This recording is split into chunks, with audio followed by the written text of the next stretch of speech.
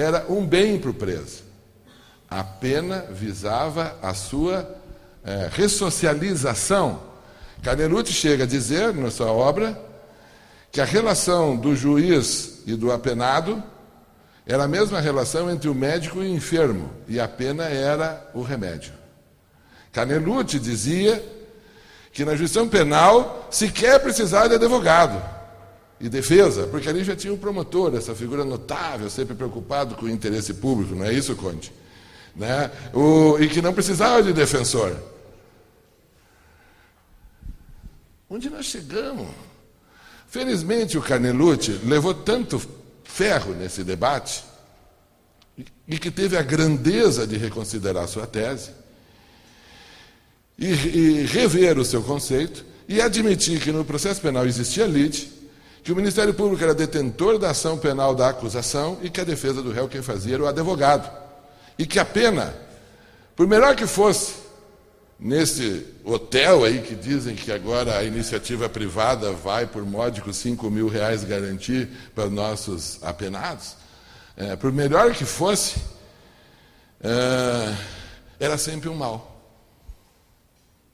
O que isso tem a ver com os nossos direitos humanos da infância? O problema, Bento, é o seguinte: na infância, ao negarem a natureza penal da sanção socioeducativa, sob o argumento que o menor, entre aspas, é incapaz, ao se negar isso, se minimiza as garantias.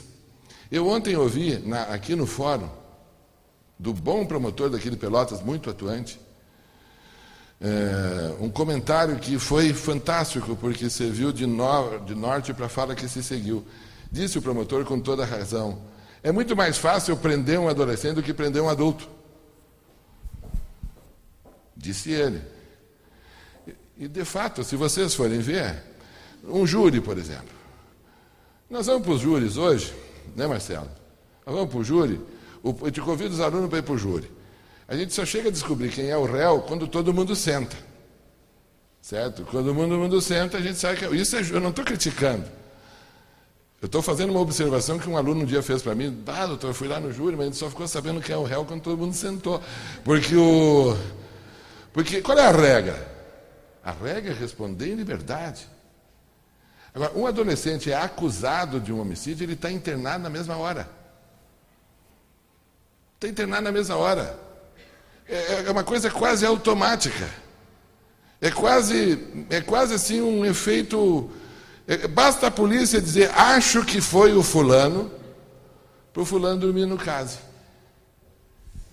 O que há por trás dessa postura dos juízes, eventualmente do Ministério Público, eventualmente dos operadores do sistema? A não compreensão que isto é um sistema penal de garantias.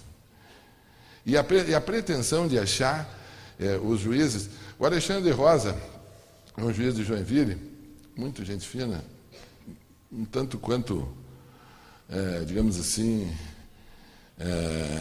exótico, né? Porque faz uma leitura psicanalítica do direito, né? Casou com uma psicanalista, daí eu, por exemplo, fui fazer uma leitura pedagógica.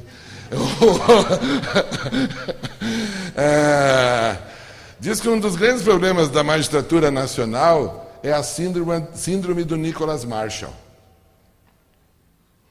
Sabe quem é o Nicholas Marshall, Bento? Você é aquele juiz bacana, cabeludão, que tem uma moto, que sai assim, e que vai lá e mata os caras.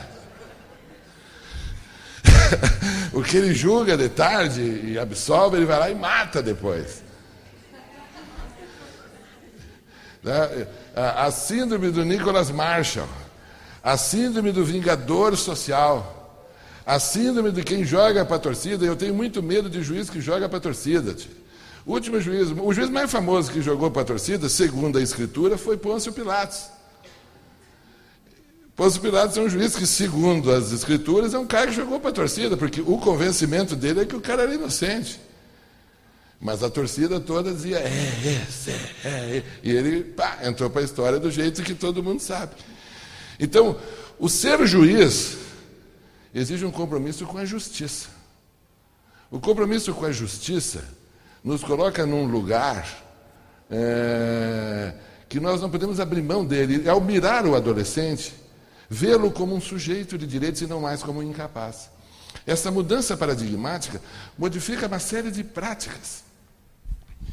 Qual é a dificuldade que nós temos no Brasil? Tu fez uma pergunta, Bento, e o Brasil? O problema do Brasil, na minha opinião, e tenho tido oportunidades interessantes de conhecer experiência em vários lugares, um dos problemas nossos no Brasil, na minha opinião, foi a forma como o Estatuto foi vendido à sociedade brasileira. A forma como ele foi passado à sociedade brasileira. O Estatuto é uma grande lei, importantíssima. Não é perfeita.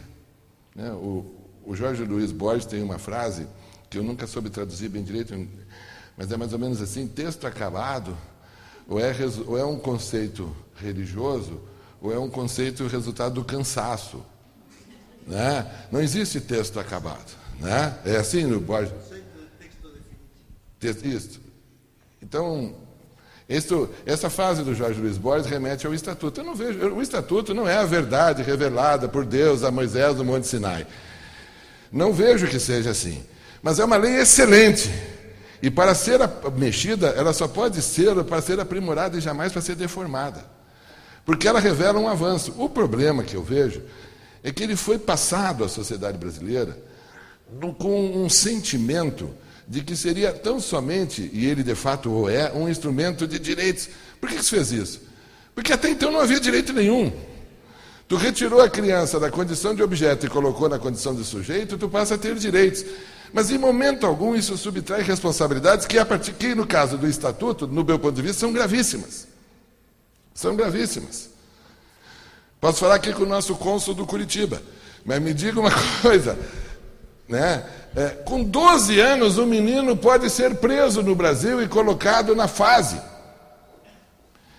Esse quadro que todos deveriam ver, mas não conseguem, mas isso nós temos publicado na revista do Juizado da Defesa da Juventude, que, aliás, convido os colegas a conhecer, porque eu sei que a gente, juiz, ganha aqueles negócios e bota na prateleira. Porque temos muitas atribuições, estão todos sobrecarregados de tarefas, mas é um esforço no sentido de buscar um conhecimento novo, uma introdução de valores que são fundamentais para todas as jurisdições, tenho certeza. Esse quadro, que não dá para mostrar direito, tem 4 colunas. Na primeira coluna está escrito ali idade de responsabilização juvenil. E daí tem as idades de todos os países da Comunidade Europeia. A segunda coluna, idade de maioridade penal. A terceira coluna, essa é mais complexa, eu vou pular para a última. A última coluna, idade de maioridade civil. Seria o seguinte: se aqui fosse o Brasil, aqui estava escrito 12 anos, aqui estava escrito 18 anos, e aqui estava escrito 18 anos. Ou seja, aos 12 anos no Brasil, o cidadão brasileiro alcança a condição de adolescente. Ao alcançar a condição de adolescente, ele responde pessoalmente pelos atos infracionais que pratica. Se sujeita a sanções que vão da advertência, que é a mais branda, a mais rigorosa de todas, que é a privação de liberdade, que no Brasil pode chegar a 3 anos. É pouco 3 anos? Em alguns casos poderá sê-lo. Acho até que nós cometemos um grande equívoco a igualar desiguais, permitir que possam ser imputados 3 anos a meninos dos 12 aos 18 anos por atos infracionais distintos, que do meu ponto de vista isso viola até o princípio da proporcionalidade. Não sei se isso não é inconstitucional até. Há que haver uma distinção do sancionamento. Mas só não venham me dizer que não fica nada. Queridos, o tempo na adolescência tem uma dimensão completamente diferente do tempo da vida adulta. O Antônio Carlos Gomes da Costa escreveu um artigo outro dia que Bento diz isso com uma clareza magnífica. Veja o seguinte, Bento. 31 de dezembro. Lá em Santo Ângelo, eu consigo reunir meus filhos, todos, que são muitos, só no Ano Novo. Porque agora já estão numa idade que uns estão amaziados, outros têm namorada, uns não... Sabe? É uma loucura. Aí tu te acostuma com uma, vem outra e tal. São 7 guris e uma menina. Mas 31 de dezembro é um momento histórico que a gente consegue se reunir. Com todos deve ser assim.